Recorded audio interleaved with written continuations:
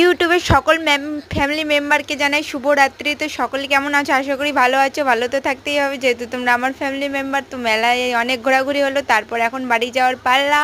তো অনেক মেলাতে ঘোরাঘুরি করলাম, প্রায় 2-2.5 ঘন্টার মতো। তো এখন বাড়ি যাব, তো সেই জন্য তো দেখে নাও এখন বাড়ি যাওয়ার পথে কি কি দেখাচ্ছি তোমাদেরকে। আর মেলা ঘুরতে এসে তো বেশ ভালোই লাগলো, আর তোমরাও চাইলে আসতে পারো রথ মেলায় সামনে বার।